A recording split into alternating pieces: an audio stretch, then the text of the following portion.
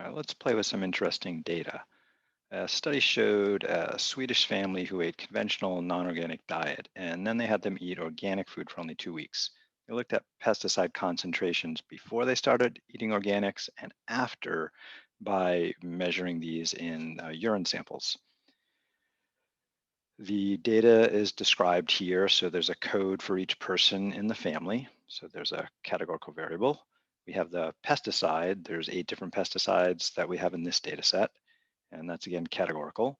The day that it was measured, whether it was one of those days before they started eating organic or a few weeks after, again, that would be categorical. And then we have a couple of quantitative variables, or a few, the level of the pesticide at each day before they started eating organics, and the level of the pesticide after they were eating organics for a few weeks. And then we look at the difference in those two pesticide levels. So let's look at the actual data. So again, here we have each row is a case. So we have the father as a case day 1, day 3, and then we have the mother as a case, and so on. So day 1, day 3, that's before the pesticides, and then um, we have day 1, 3, 4, and 6 before they started eating organic, and then after a few weeks, like I think the third weekend, we have day 1, 3, 4, and 6 after they were eating organics and started taking measurements again. And then they look at the difference in day 1 before versus after, day 3 before versus after. So we have this other variable over here. So the difference column is significant for us because what we're going to do is we're going to take these two quantitative variables and we're going to subtract them row by row and get this new quantitative variable, the difference in pesticide concentrations in their urine. Now, there's a bunch of different pesticides, 24D, 3PBA, 35DC, and you can look these up online if you want to get more information about them. I decided to look at one of them that's a known carcinogen, the TCP. So I'm just going to focus on this data here. So I'm going to highlight that. And what I want to do is I want to create a confidence interval for the difference. So just to play with this, I'm going to copy it over to a new tab. I'll leave room for a header column there. I find it's good if I document my work so I can look back at it later. Otherwise, I just try to remember what the heck did I do again? And this way, by copying it over, I'm not going to mess up the original data and have to go look for it again. Okay, and again, I'm interested in a confidence interval for the difference in the amount of pesticide before eating organics and after eating organics. And one would think if it's organic, it should have less pesticides. So we should see that if it's non-organic minus organic, the non-organic values on average should be bigger than the organic values. So these differences on average should be positive, indicating they used to have a lot more pesticides in their system than they do now. All right, and those are mostly positive numbers. There are a few negatives, that's interesting. So somehow the father had more pesticide in his system after eating organics. Interesting. All right, so to take this raw data and turn it into a confidence interval, we need some special software. In this case, we're playing with StatKey.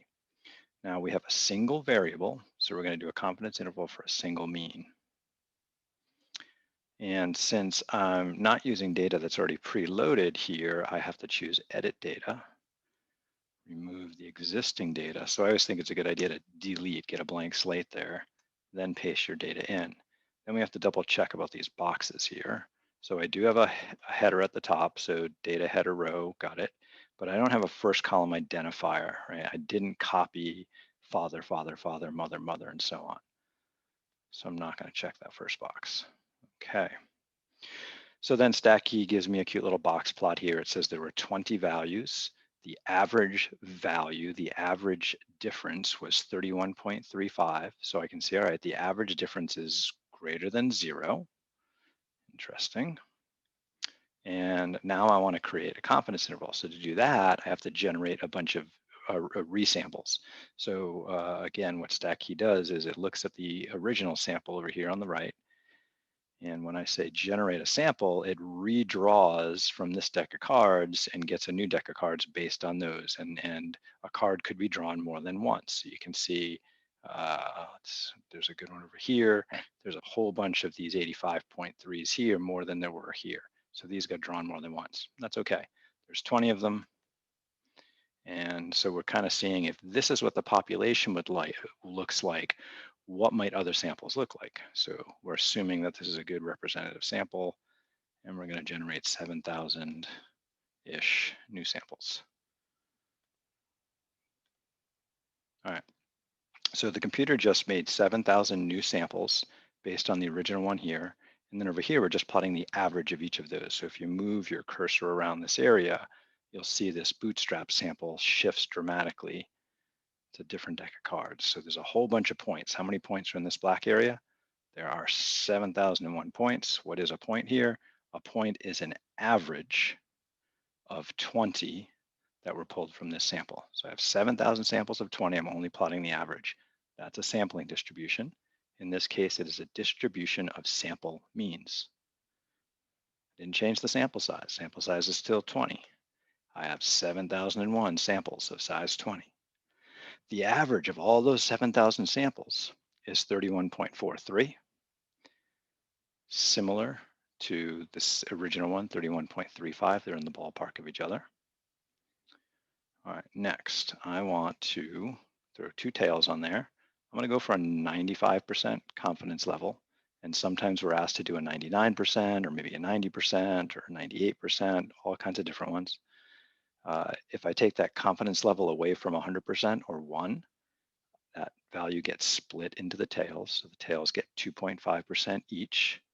In this case, we would say 2.5% on the upper end of these 7,000 samples end up being greater than 46.454. On the lower end, we get an average of 17.178 here on the bottom. So let's just look at what this graph tells us. So let me copy it into my notebook.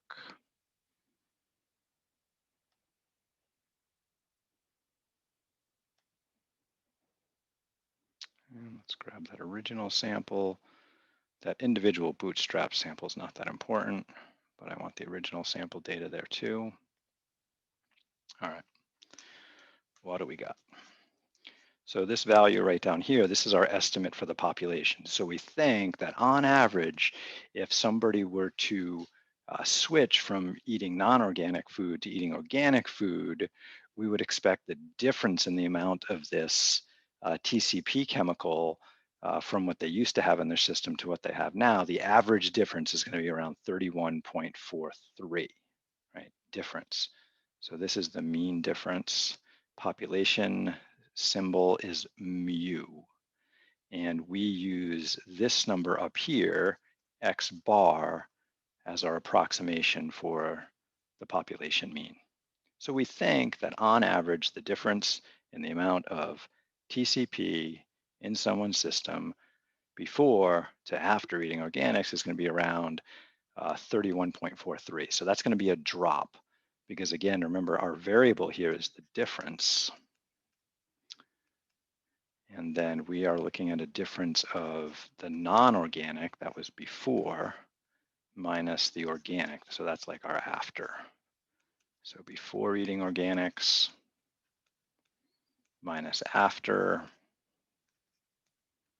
So before minus after, since that's greater than 0, right, it's positive. That means there was a drop of about 31.43 units of this were micrograms per gram. It was a concentration found in the urine. And you can go back and read that description in the book or in the dataset descriptions. So that's our point estimate, which is also our sample statistic. So sample statistic, in this case, that didn't go well. There we go. Our sample statistic is X bar. It's also our point estimate for the population mean.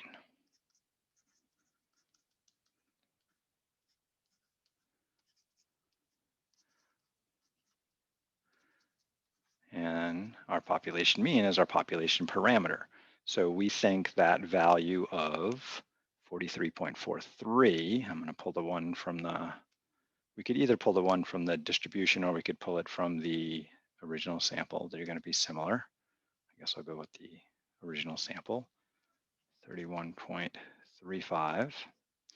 That is what we are saying the population parameter is. So the population mean, remember we use the symbol mu, the sample mean, we use the symbol x bar. So that's our estimate. So if somebody says, what do you think the average difference in TCP before eating organics compared to after is going to be? I would say, I think it's going to be around 31.35. But I haven't obviously sampled everybody. So that's just an estimate. When you estimate something, you're not going to be exactly right. There's going to be an error. So we got to figure out the margin of error. So what is the margin of error on this estimate?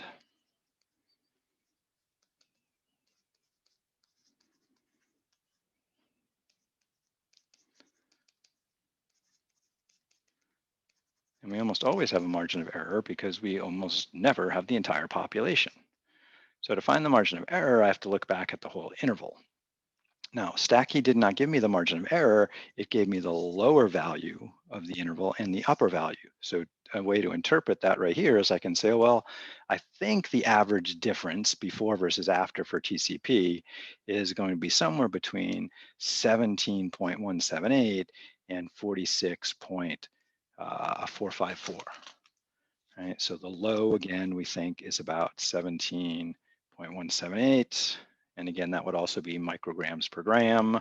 And we think the upper is as much as 46.454 micrograms.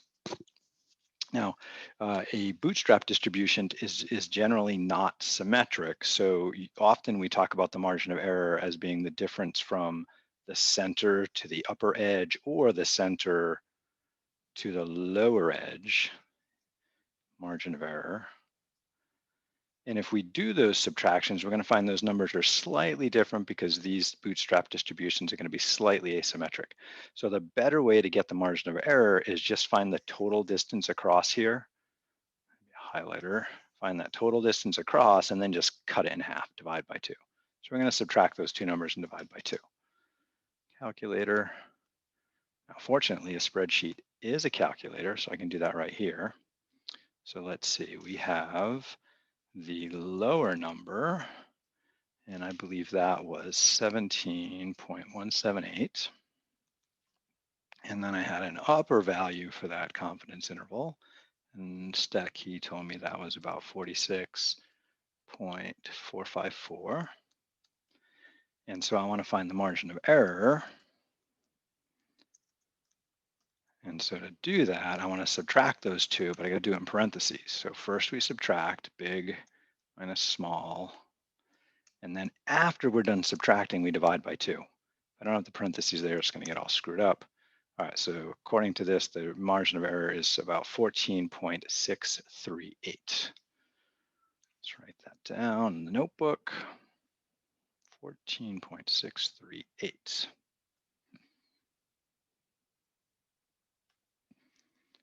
So we have a margin of error again of about 14.638. So then in research, when we talk about our estimates, you'll see one of two things in the research. They'll say the average is, and they'll just state that the average is whatever number we calculated from the sample. And then they'll also state with a margin of error of this much. So we could state that we think the average difference before eating organics versus after is about 31.35 micrograms with a margin of error of 14.638 micrograms.